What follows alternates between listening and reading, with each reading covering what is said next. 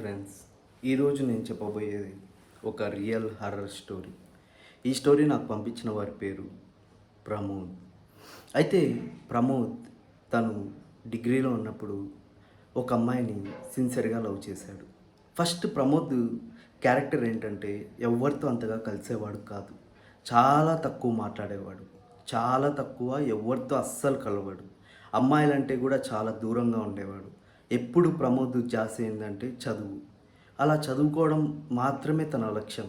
చదువుకొని ఎలాగైనా మంచి గవర్నమెంట్ జాబ్ కొట్టాలి అనే ఒక మంచి కోరికతో ఉండేవాడు.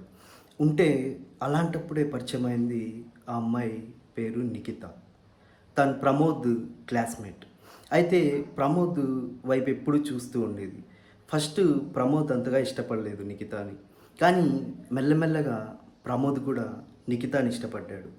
అయితే అలా ఇష్టపడినప్పుడు ఏం జరిగిందంటే, ఒకరోజు ప్రమోద్కి ఎగ్జామ్ ఉండింది, డిగ్రీ ఎగ్జామ్స్ ఉండడంతో అప్పుడు నిఖిత ఆ ఎగ్జామ్కి రాలేదు.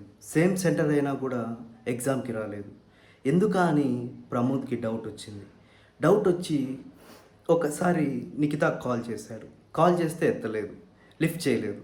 సరే అని చెప్పి మళ్ళీ రెండోసారి కాల్ చేశాడు, లిఫ్ట్ చేయలేదు. ఆ తర్వాత నిఖితతో ప్రమోద్ మాట్లాడడం మానేశాడు. మాట్లాడకుండా దూరంగా పెట్టేవాడు. చాలా వరకు దూరంగా పెట్టడంతో నిఖితాకి అప్పుడు ఏమైందంటే ఆ ఒక ఫీవర్ వచ్చింది.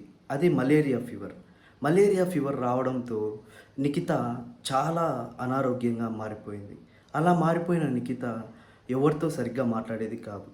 సో ఒకరోజు ప్రమోద్కి 5-6 సార్లు కాల్ చేసిన ప్రమోద్ లిఫ్ట్ చేయలేదు.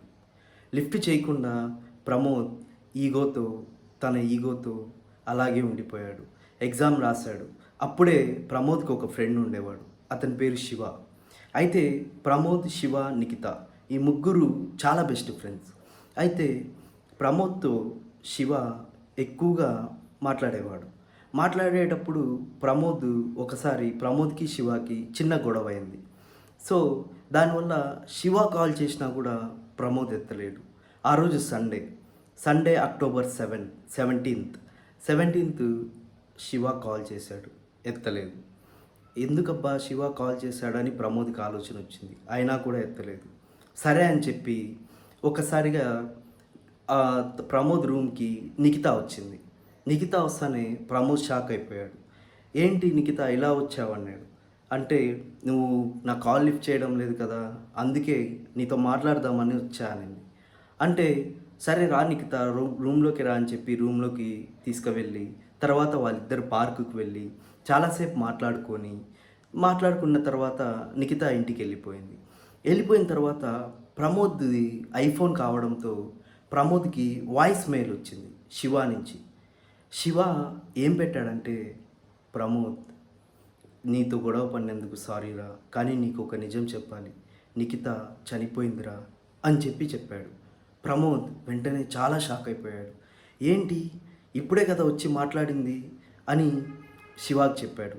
రే అది నిఖిత కాదురా, నిఖిత ఆత్మ అని.